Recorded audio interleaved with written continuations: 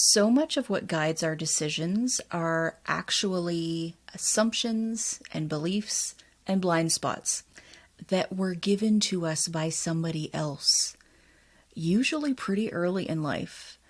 So today we'll take a look at our conditioning, our early internalized influences, and we'll talk about how our conditioning can act as static when we're trying to connect with our intuition, how it can mess with our radio waves and make intuition harder to hear.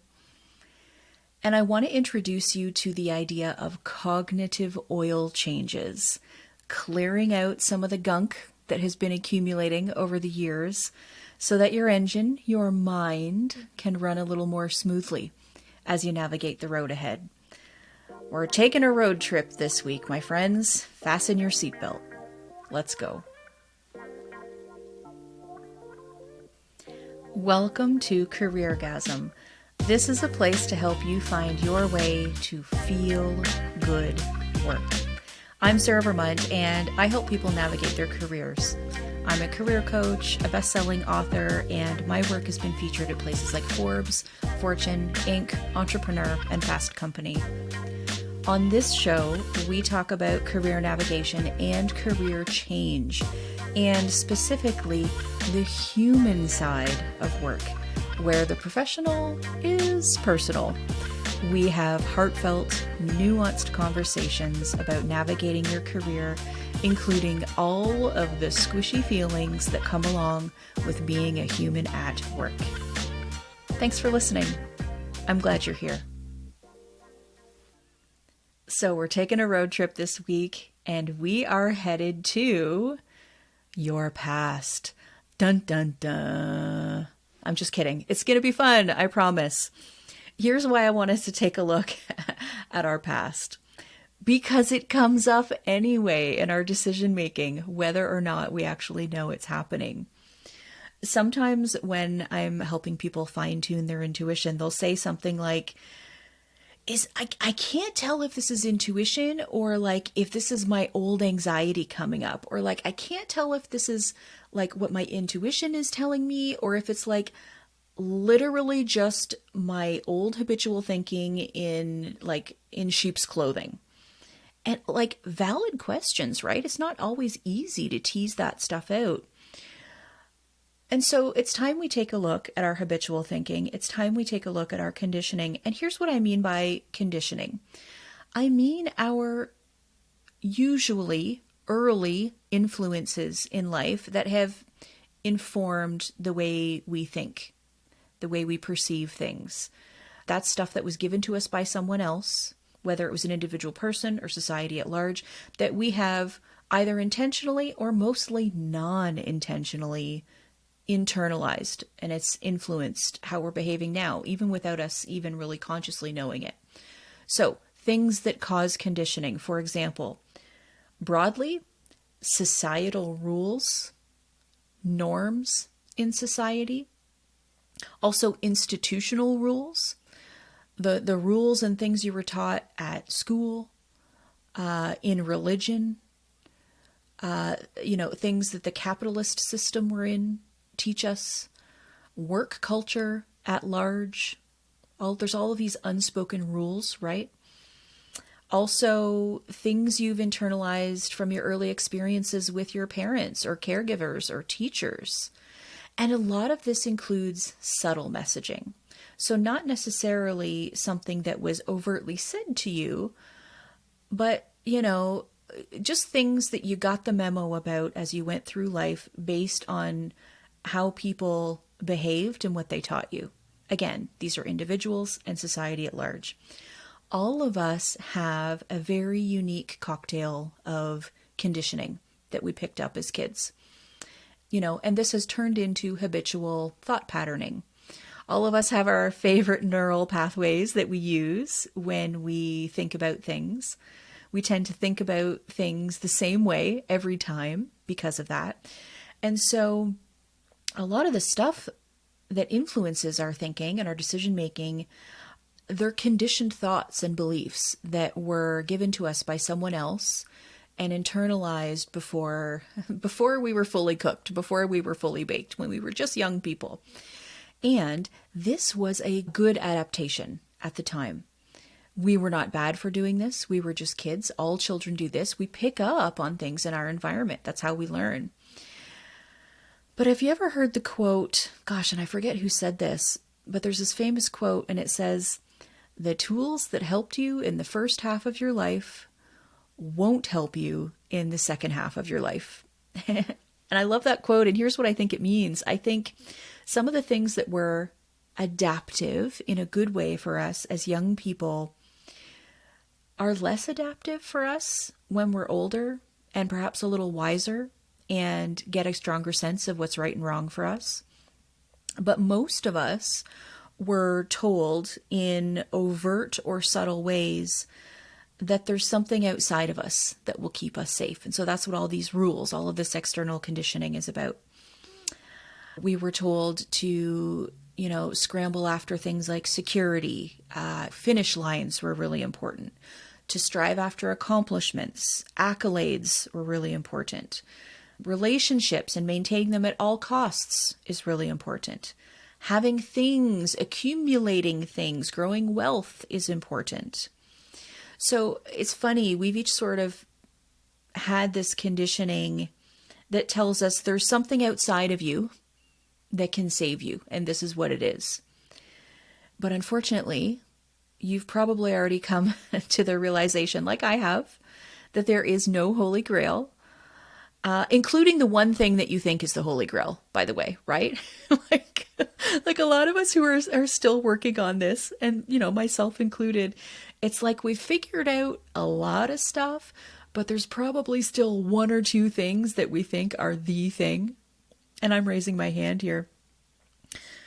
There's another really cool quote by Elizabeth Gilbert, and she said, "You're afraid of surrender because you don't want to lose control, but you never had control. All you ever had was anxiety." And I think that's really interesting because so much of what we think about around decision making is about control and anxiety, even though that's not consciously on our radar. So, back to conditioning and connecting with our intuition through the layers of conditioning that we've had. As I've been talking about in the past couple of episodes, my sense of intuition is that intuition is kind of like a full body knowing, but without a detailed roadmap. And most of us as young people were told that there is a map and we need a map. And the map is drawn by someone else, and here's what it looks like. And you certainly shouldn't create your own map. And my God, you definitely can't navigate without a map. So there's all this conditioning telling us what's right and wrong and what's safe and good ways to make decisions. It's a lot to take on. That's a lot of internalized stuff that we're all working with.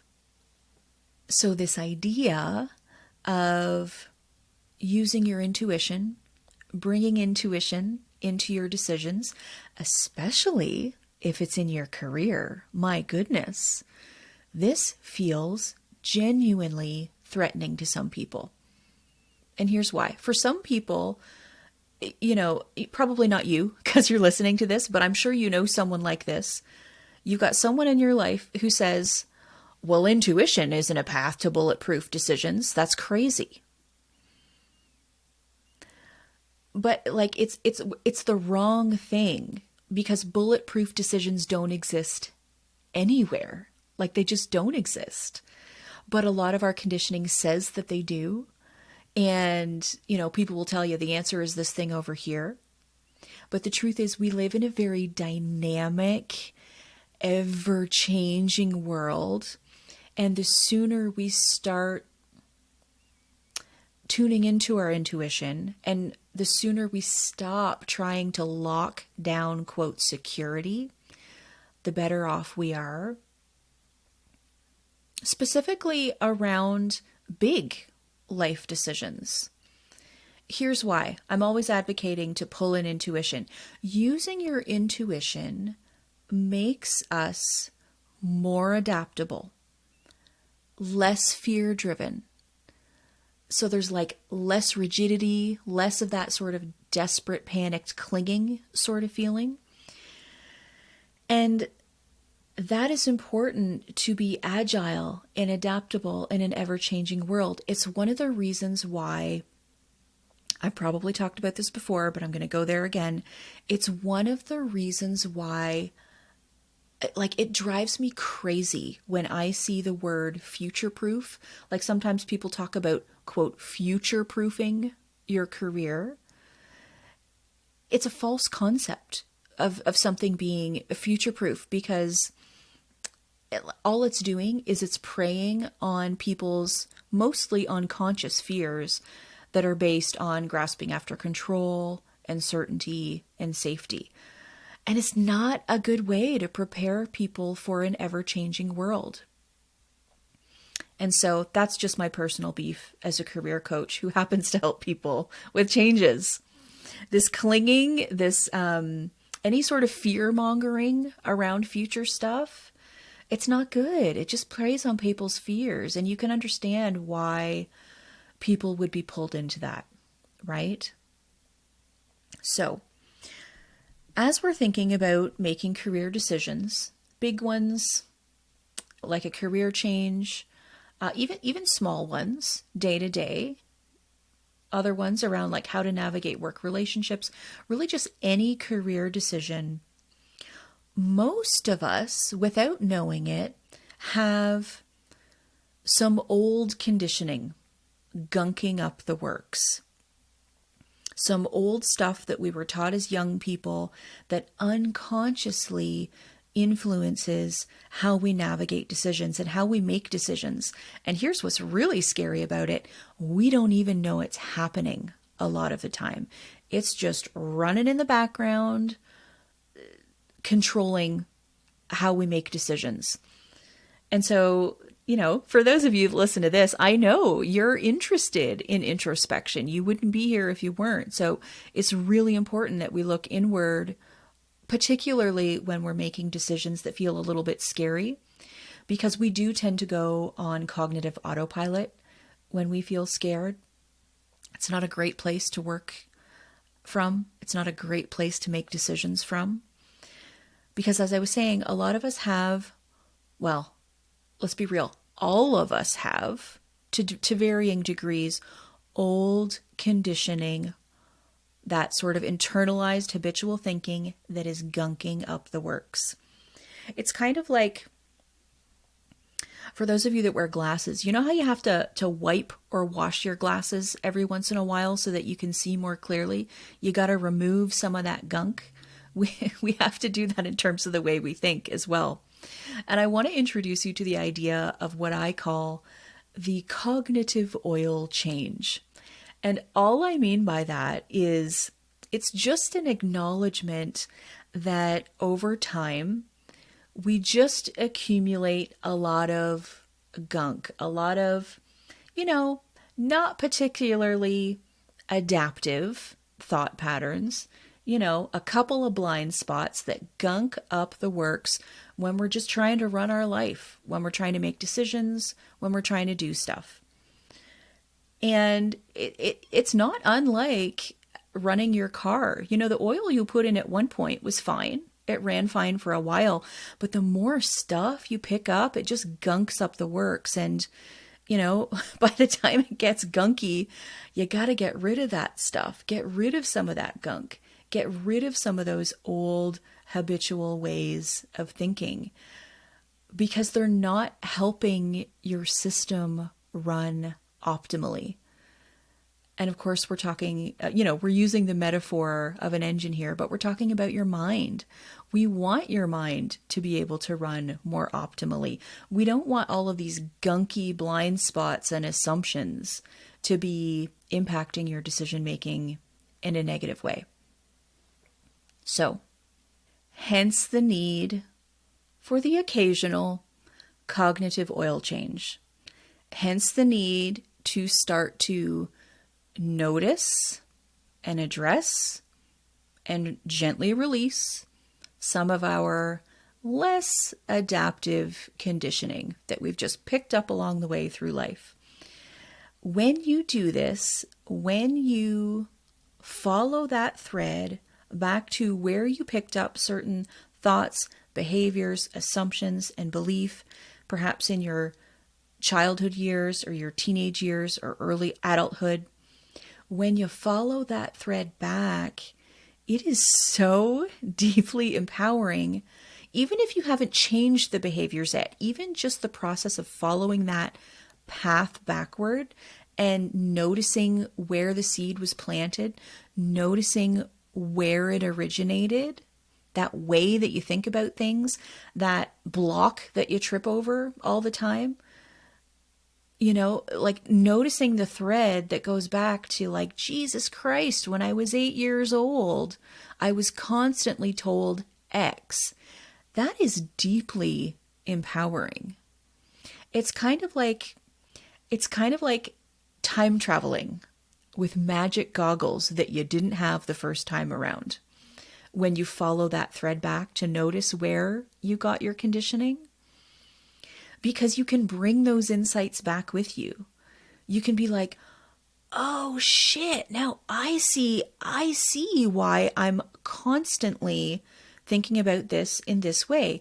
This is the way my mom talked about X, or this is the way my dad did Y, or this is what society was constantly telling me as a woman, or this is what I was told as a person of color growing up before I was able to understand the way the world works. Holy shit, has that ever had an impact on me? That's why it's almost like when you're able to do that, even before you make the changes, you're able to see how all of your emotional and cognitive roadblocks make sense because they were planted there and you internalized it without really knowing what was going on as a young person. And it's the same kind of thing where, like, you ever notice how people who go to therapy for the first time, they're so evangelical about it? They're like, oh my God, everything makes sense now. It's like I can see the Matrix. It's kind of the same thing when we go back and we notice what kind of conditioning we've had. Things just make more sense. You can see how the roads led to where you are now because you can see your influences a little more clearly. You can see the bias that you picked up from the education system, or you can see how you've internalized something that's kind of shitty from society, or you can see you've got the same blind spot that a parent had around a particular thing. And it's important to address that stuff. We're not going to get into how to address that stuff today because, boy, that takes a long time, and I'm not a therapist. But just noticing that stuff is a hell of a starting point. It really gives you an edge. It's kind of like if you imagine life is an airport and you're like trying to move around the airport and you've got a ton of baggage.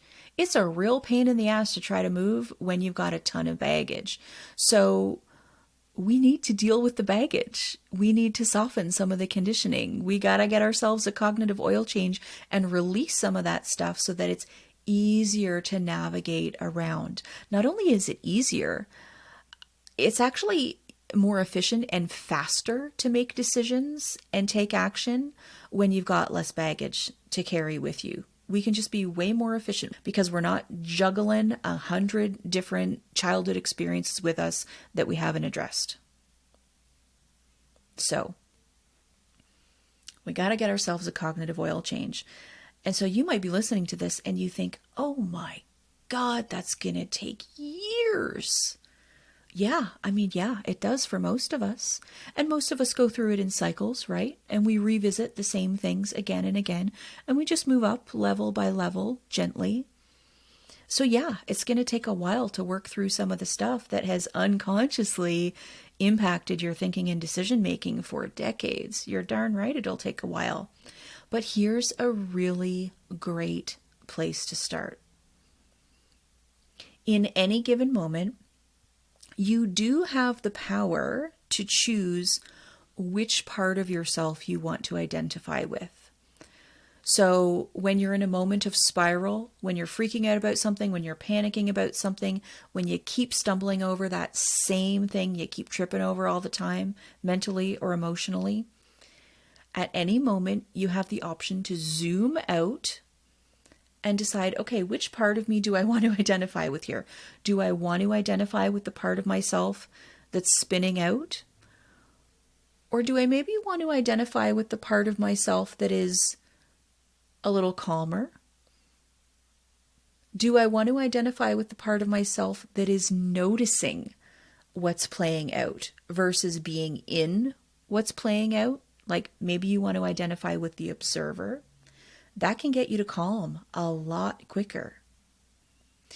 This simple act of putting that into practice will almost always pull you out of whatever spiral you're currently in. And it'll be temporary because all of us are likely to slip back into those neural pathways unless we work on them, right? But you can always come back to the zoom out and ask yourself, okay, what part of myself do I want to identify with here? And is it possible that how I'm thinking is really influenced by some of the conditioning that I had as a young person?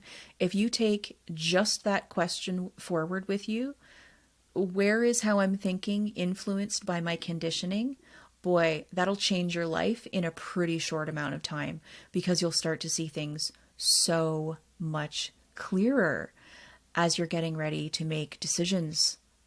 So, this is an invitation to gently, because gentle is good, to gently take a look at some of your conditioning and see if you can follow some of those breadcrumbs backwards to see how they're influencing how you're making some of your career decisions now, and which pieces you'd like to change, which pieces you'd like to release, which pieces you'd like to soften so that you can make better decisions moving ahead. Thanks for listening. I'll see you next time. Hey, I'm still here. I don't want to brag, but I give good email. A lot of people have told me this. I have people who are happy in their careers who have still stayed on my email list for a decade because they love the emails I send out. If you would like to have me slip into your inbox, I promise it's going to be good stuff, helpful stuff, real stuff, things that are going to help you with your work and your life. I will put a link for my subscribe page in the show notes so that you can join my little community of email subscribers if you wish. Thanks for being here. I'll see you next time, and maybe I'll see you in your inbox next week.